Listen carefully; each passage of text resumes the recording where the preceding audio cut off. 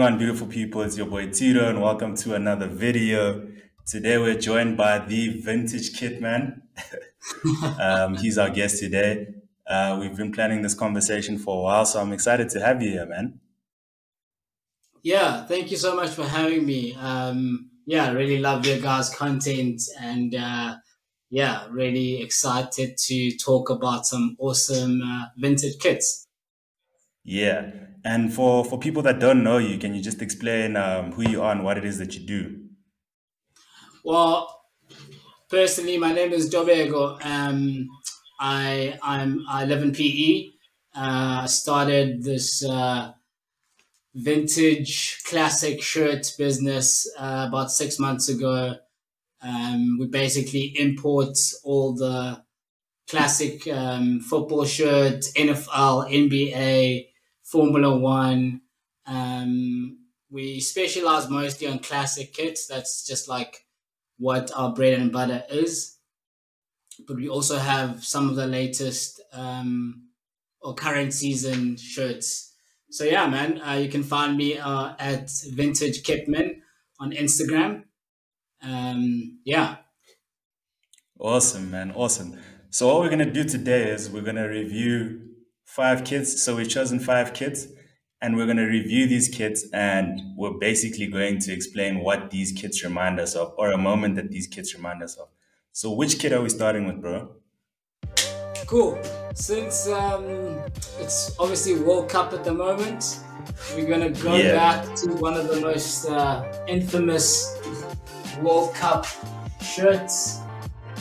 Um, this is the France 2006 away shirt. It's actually the finals shirt. If you can see here, it's got that's fire. the final 9th of the 7th, 2006. Um, and obviously we've got Zidane on the back. Um, you You know, can only go such to a one place. exactly. The thing about the shirt is like it looks great, right? It's fantastic. But obviously now with what happened in the final with Zidane, it's it has that memory on it now as well. Yeah. Which is also like an iconic memory in a way. Obviously, we don't condone violence, but it's such an iconic moment, bro. Right? What Do a you know way what I to mean? bow Like, out of your career. yeah. Where were you, bro? Do you remember where you were or what you were doing when you saw that happening?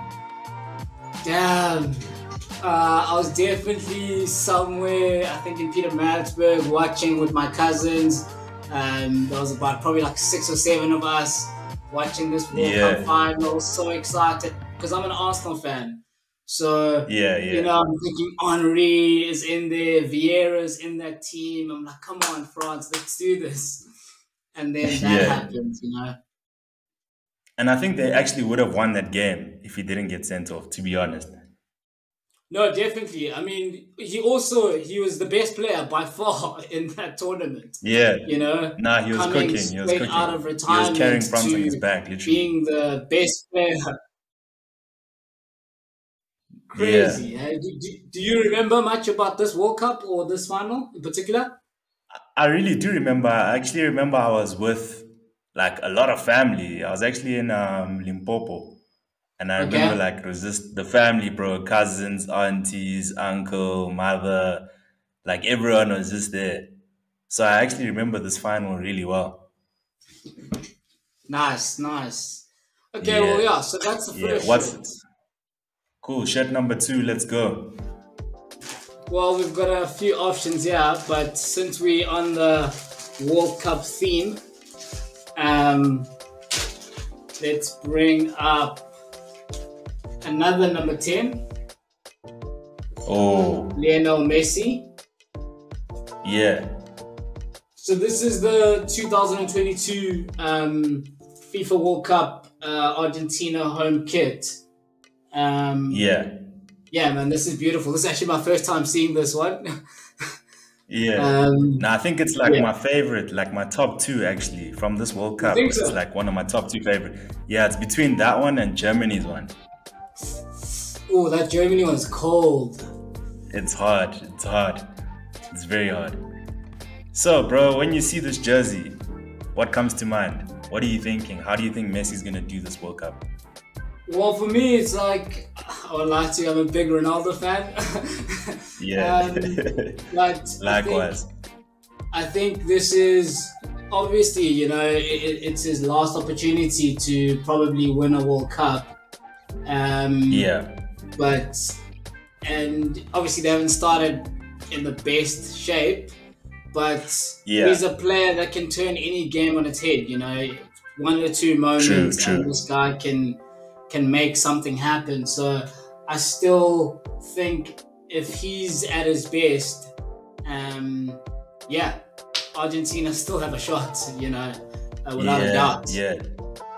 Yeah. To be honest, like I'm also a Ronaldo fan, but I think at this point it would be nice to see either him or Messi win the World Cup, bro, just to bow out in a strong 100%. way. I mean, Even though that's sweet of gonna a story impact would that legacy. be? You know what I mean? So yeah, bro, I think I'll be happy if either of them win at this point. Not to I say think I'm supporting also- either Argentina or Portugal. I think also with particularly with Argentina and the number 10 jersey, I mean, it's such a heavy legacy to carry. Diego Maradona. Yeah. Rest in peace. Having delivered a World Cup for them, it's always been such a heavy shirt for Messi to wear. But man, let's see if 2022 is his year. Yeah, man. We'll see. What do we have next? What jersey do we have next? Okay. Another international shirt. I think this is the England Euro 96. I think. Oh, hectic. Yeah. Yeah, this is Umbro, sponsored number 9, Alan Shearer. Oh, hectic. You know what, bro? You know what which player this jersey reminds me of, actually? Yeah. I don't know if you know. I think it's before our time, but I think I don't know if you know Paul Gascoigne. Paul Gascoigne. Whoa. Yeah. Yeah. Gaza. With the white hair, eh? Yeah. It reminds me of him for some reason. I think because I always see like the clips of like old World Cups, and I always see him in this kit. So I think it reminds me of that. That's true. I think, it's weird. Alan Shearer, he's one of those players that obviously, I think when he was at Blackburn, he was electrifying, so quick and gets behind and things like that. Scored so many goals. Obviously still holds the Premier League record, which, people have been trying to break for so long. And they still can't break it. 260 goals is a lot. But I think he's one of those players that we forget how good he was. Yeah. Where do you rate Shearer, bro? Where do you rate Shearer in terms of like all-time strikers? Where do you rate him? Well, in the Premier League, he has to be up there. His numbers speak for themselves. Yeah, absolutely. And he had what? He had like 2 or 3 years out injured at like the peak of his career. So that 260 is minus like 2 seasons, Yeah, true. But yeah, in the Premier League, he has to be top 10 for me. Just because of the numbers. I think he wasn't exactly the silky or the prettiest type of player, but as if you want a goal, he's your man. Yeah. And what would you say? Do you think that he would have actually performed better at a bigger club? Because there were chats that like Man United wanted him back in those days. Ferguson wanted him actually. So do you think his numbers would be way higher in a better team? Bro, honestly, I think if you look at what he did, I mean, he did it for Blackburn and Newcastle, and he scored that many goals. So had he had Beckham crossing the ball for him, or that's another extra 50 goals. Exactly. But yeah, you still can't take anything away from his career. I mean, what a legend. Yeah. But yeah, I definitely think he would have done better at a Man United or Liverpool or Arsenal. Yeah. Yeah, definitely. Absolutely, bro. What's the next jersey, my bro? Jersey number Cool. 4, I think it is The now. next one on the list, I think that's 1, 2, 3. Okay, number 4. Well, obviously for me, this is you know, this is home territory. Yeah. We've got the Arsenal 2003 and 4 home kit with the Invincibles. classic O2 sponsor. Yeah.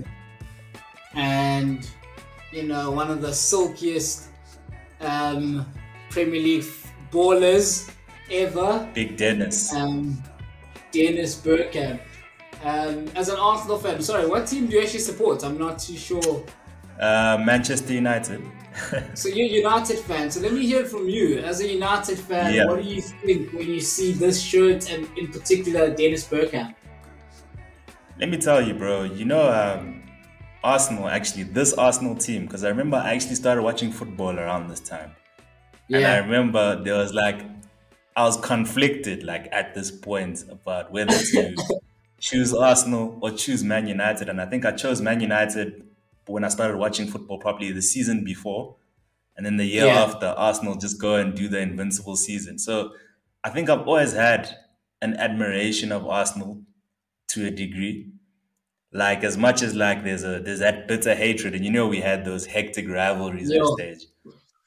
But the as much as there's always been there, the hatred has always been there. There's always that respect and that admiration, for the football club as a whole, from the football they play to Arsene Wenger to so many great players that they've had in the past. So I think there's always been that respect for Arsenal. I hate that I'm saying this on camera.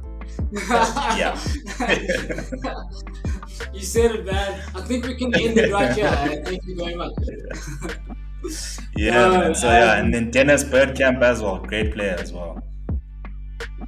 I think it's the same for me. I mean, I think anyone our age, I also started watching football, pretty much taking it seriously around about this time, and it was the same for me, man. I think I fell in love with Arsenal and the Premier League because of Thierry Henry. For me, he was just godly. What is this? But it was definitely very close. I was either going to be a Man United fan or an Arsenal fan. There was two teams competing for league titles at the time. But I went for the white sleeves. I went for Arsenal, and although it's been a very long last 10, 15 years. It's fruitful now, right? It's come full circle now, at least. It is. It might, you can enjoy your team. More. Exactly. I think I'm going through that pain now that you guys have been going through for some time. I feel your pain, man. I understand. It will, but your I team think seems it's like worth it's going to sticking be it out, bored right? now. Things might turn around, Exactly. I think it's And bro, what's the last jersey that we're looking at for today? The last kit, and I think it's quite fitting that we end on this kit. This is the Brazil 1998 FIFA World Cup home kit. Sure. And of course on the Gorgeous. back we've got number 9, Ronaldo. Legend. Yeah, I don't Bro, know. I think... Yeah, sorry, go on. Yeah, sorry. I was just saying, I think people especially if you weren't from that generation, I think people forget how good this man really was, bro. I mean, sometimes, in football, you have to, or with sport in general, you have to listen to sometimes the people that actually play the sport, and his peers. And the way football players talk about this guy, Benzema, Zlatan, the way they talk about this guy, it's like no, no, no. There's levels, and then there's this guy, Yeah, you know. exactly, Um, exactly. so for me, mad respect for Ronaldo. Unfortunately, I didn't get to watch the real Ronaldo. We kind of saw, I think, the twilight of his career. Um, Yeah, and he was still great. You know, he was still pretty good, but he wasn't the Ronaldo that most people saw in the late 90s and early 2000s. Because, like, especially for me, I think the Inter, like that early Inter Ronaldo. Come on. dangerous, bro. Dangerous. If you watch those Different videos level. on YouTube, you're like, this is unreal, you know? Yeah, yeah. And like I know we've had these two freaks of nature for the past 2 decades, Messi and Ronaldo, Cristiano Ronaldo that is. But Yeah. like I think with like R9, I think if he was as disciplined as these two in terms of like professionalism, I think he could be even better than them. Just in Well, terms of that's skill the alone. thing. Yeah. No, he had everything, bro. Like, he had everything that a football player could want: pace, skill. I mean, the finishing was unreal. Um, but also, he played in such a different generation where, you know, every week you're going against Nesta, Maldini, Cannavaro, you know, Yeah, you're yeah. going against the toughest defenders that we've ever seen. So the fact that he Yeah. was able to do that with those guys is, you know, credit to him. It's incredible. Definitely, bro. So yeah, bro, I think we'll leave it there for this week. And yeah, man, thanks for coming on. I think we're gonna do a few more of these or much more of these going forward. But yeah, man, thanks for coming on to the show. And just before we go, what's your prediction for the World Cup? Who do you think is taking it this year? Oh, you had to put me in the spot, didn't you? um, for me, I think since the World Cup started, I've always said Brazil is just the strongest team. They Yeah. just seem to be the most stacked team. But now that I've watched the World Cup, Spain is looking dangerous. They're Like, looking menacing, eh? the Dark horse. football that they're playing is unreal. Yeah, But they're looking I'm really still good. going to hold out for Brazil as my winner. Dark horse is still Portugal, because as a Ronaldo fan, I've always, you know, I've got to give them a chance. Yeah. I hear But yeah, you. Spain is my surprise team of this tournament.